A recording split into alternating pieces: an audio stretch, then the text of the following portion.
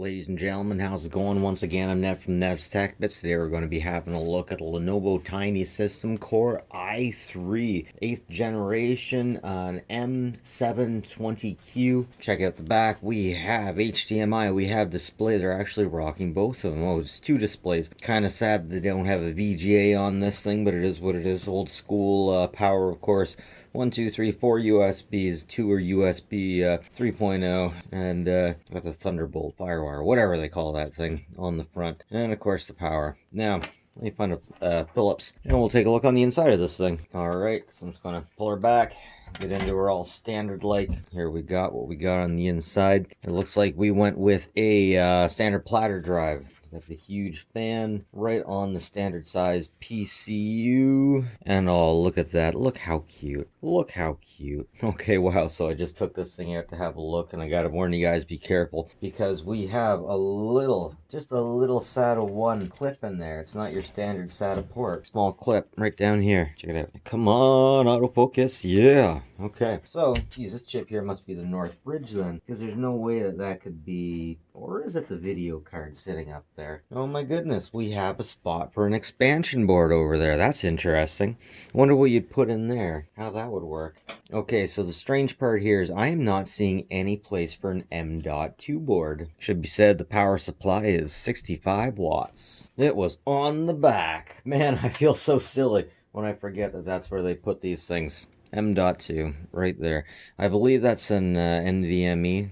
I think that's an NVMe. We got two spots here for RAM. This is DDR4. That's 4 gigs of RAM. Holy crud, man. So I got this thing turned on. I want to benchmark it, speed test, throw a few audio games at it. And man, this thing definitely operates at the speed of hard disk drive. So we got 4 gigs of RAM in here. I got another 4. I got some more SSDs. Let's lay down the benchmark. We'll see how good we can get out of the box, and then I will upgrade it as far as I can and see how much we can improve it. Man, I remember when I was little, I was using a 486 long after 486s were a thing. I'm pretty sure by then 333 Pentiums were all the rage, and I didn't mind waiting for all of my stuff on the computer. It was like an honor to be able to get to Yahoo Chat and all those places. But now that I'm a little bit older, I do not appreciate having to wait for old components like hard disk drives. Remember, ladies and gentlemen, friends don't let friends get platter drives. Always get solid state drives. So I bet that you can purchase this with solid state. And I'm going to throw solid state in here so you can see what you get for the benefit of adding a little bit more money into here, let's say. Man, I'm starting to think this thing is cursed. I mean, this screen's off to the side just a little bit. I can't even figure out how many frames per second we're getting out of that. DirectX 11 isn't looking so bad. I'm not getting a lot of lag. That tilt, you start seeing a lot of jittering and lag if you got a slower system, but I wasn't seeing any jittering or lag there. Alright, it's displaying DirectX 12 nicely, and we are running at anywhere between 18 and 5 frames per second. I'm really curious to find out how much the RAM and the slow hard drive are going to affect this, because in theory the onboard video card is only taking the memory from the RAM. It's using the RAM as its own memory, because of course if you had a video card, the video card with its own RAM. Alright, so of course that's a relatively low score that we got there. If you can get better than 400, then it's a reasonable system, honestly. But if you can beat 2000, then you really got something. So next up, let's throw as much upgrades at this thing as possible, and we'll see if we can beat this number. Alright, so I got the unit upgraded, 8 gigabytes RAM and 250 gigabyte 3D NAND Western Digital Blue. Let's give her another shot and see what we can do with her. Well, it's definitely looking a little better, but I'm still not seeing the frames per second. Here we got DirectX 11 moving along pretty good. I'm not noticing many stutters in that pan and tilt. Here we have DirectX 12 finally in frame, 13 frames per second.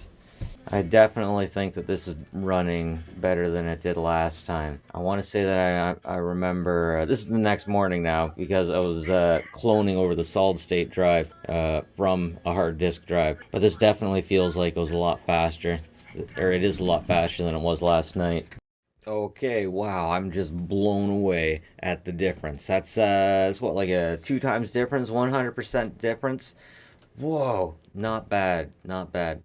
Let's try some video games out on this stuff, shall we?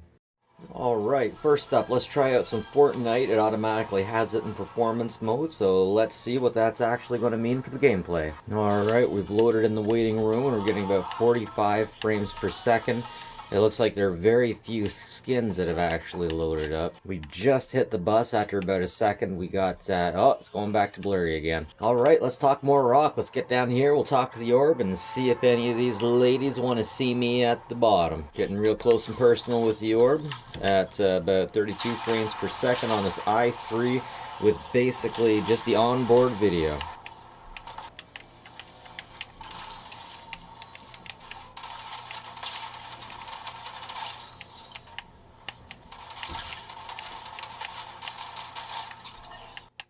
Oh man, check out the rendering of that chuck wagon.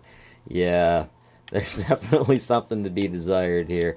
But this definitely is not a gaming system, right? An i3 is something that you might just want for office use. Oh, I got someone around the corner. Yeah, come on down. Come and get me, lady.